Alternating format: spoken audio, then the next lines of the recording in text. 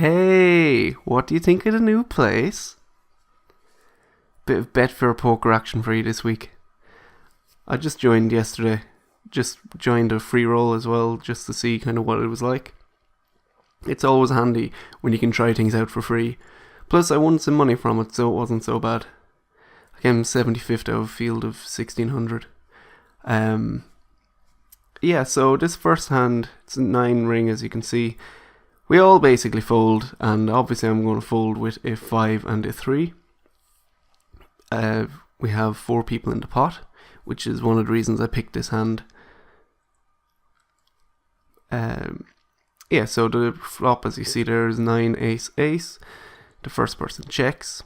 Then we get a lead out bet, and this person calls, and then boom, all in. Now, what could they have that they're going all in? Now, they're very short stacked going all in, so it's probably an easy call for both of those two. But then this person goes all in, and the other person calls. So now there are 3 people in the pot. What do you think any of them have, or even one of them? Who do you think has what? Moving on to the next hand, I have a 6 and a jack.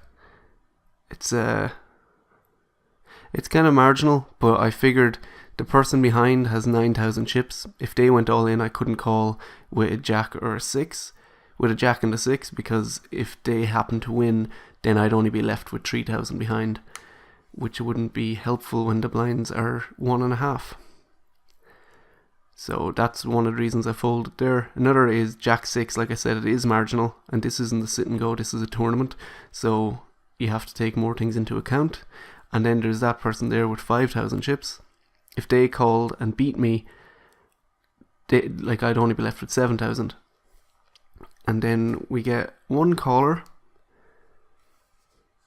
The big blind folds, and the person who limped before me. So someone limped in before me before I had to act, and which means they are in a better position. Like they're in a position that you normally have to have a very strong range to call. So that's another reason why I folded. You have to take like a lot of things into account, but I'll go more into detail on that on Friday. And this is the flop. 13 and a bet. Oh, and that's it, yeah. So sorry, I'm just going to go back here. So 2 people are all in before the flop. One person goes in on the flop and then they get called. So there's actually 4 people in it.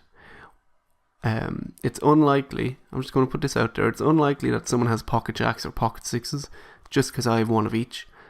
Not impossible, but that's something that you can kind of, almost remove from the range, that they would have pocket 6s or pocket jacks specifically. And then the last hand for you today,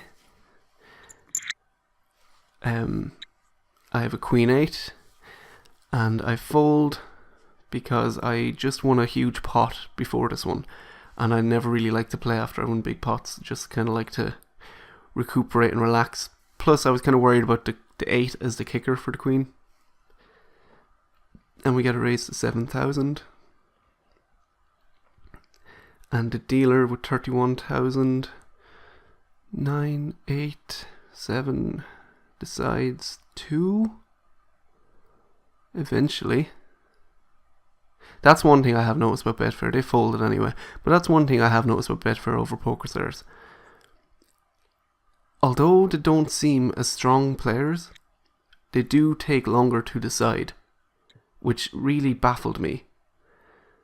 So it goes check, check. Then 86,000 person decides 2 eventually.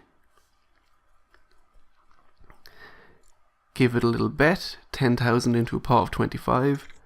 It's not a huge bet, but it's not a small bet either. And then the other person goes all in over the top.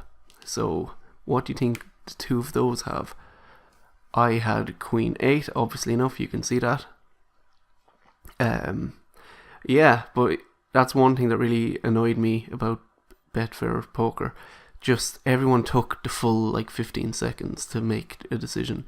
And when you're playing nine people at a table, you're waiting 4 or 5 minutes before you get to do anything.